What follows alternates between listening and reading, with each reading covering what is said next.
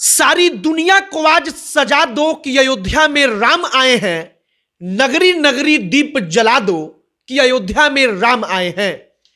पवन सिंह जब भगवान राम के लिए यह गाना गाते हैं तो उस एकमात्र गाने को सुनकर 3 मिनट 30 सेकेंड के गाने को सुनकर आपको लगेगा कि यह तो बड़े बड़े सिंगरों का पूरा करियर इस एकमात्र गाने में खत्म हो जाएगा। कई कई फिल्मों में देखकर वो आनंद नहीं आएगा जो पवन सिंह के इस एकमात्र गाने को सुनकर आएगा।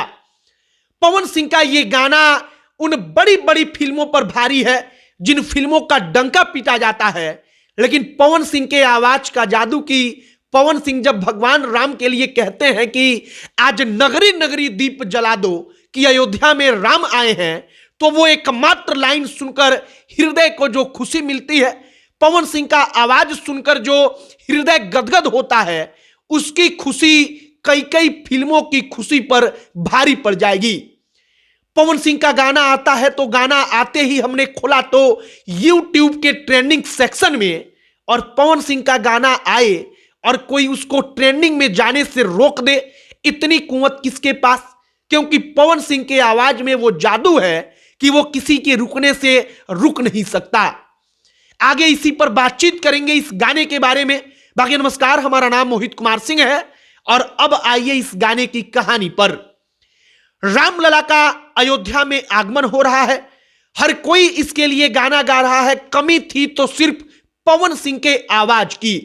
हर कोई जानता है कि पवन सिंह बिना मन के भी अगर गुनगुना दे केवल, तो उनका गुनगुनाना बिना मन का कई कई सिंगरों के करियर के सबसे अच्छे गाने पर भारी पड़ जाएगा। अंततः पवन सिंह का गाना आता है पायल देव के साथ। गाने का नाम होता है, टाइटल होता है कि राम आए हैं, अयोध्या में राम आए हैं आप कहिए।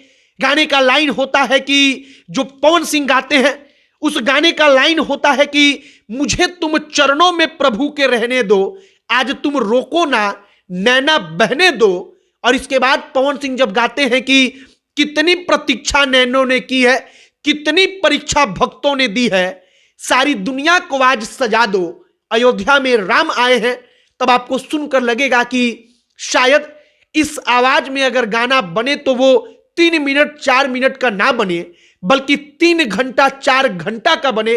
क्योंकि 3 घंटा 4 घंटा तक सुनेंगे फिर भी आपका मन नहीं भरेगा। आप तमाम तस्वीरें देख रहे हैं, पवन सिंह का ये एकमात्र गाना हम आपको दावे के साथ कह सकते हैं कि पवन सिंह जब भक्ति गाना गाते हैं तो भक्ति गाने में उनका तोड़ दूसरा कोई नहीं हो सकता, कोई उनके सामने नहीं टिक सकता।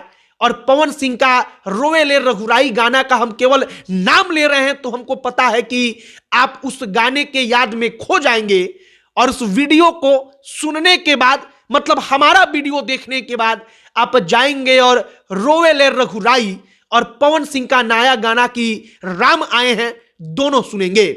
फिलहाल पवन सिंह का गाना YouTube पर आते ही हमने देखा तो 1 घंटा में ट्रेंडिंग लिस्ट में आ चुका था, ट्रेंडिंग सूची में आ चुका था। और पवन सिंह का नाम जहां पर जुड़ जाए और वो भी भक्ति गाना हो, उसको ट्रेंडिंग में आना ही आना है।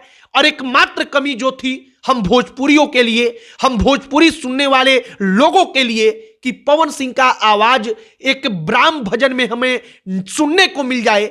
राम जी के स्वागत में तमाम गाने आ रहे हैं, बस पवन सिंह का एक गाना आ जाए तो वो इच्छा अब पूरी हो गई।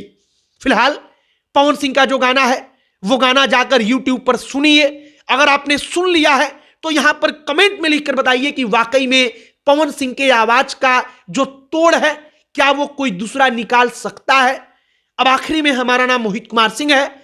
आप हमारे फेसबुक पेज को लाइक कर लीजिएगा, YouTube पर देख रहे हैं तो हमारे साथ जुड़ जाइएगा। बाकी वीडियो को यहीं पर समाप्त करते हैं। बहुत बहुत धन्यवाद।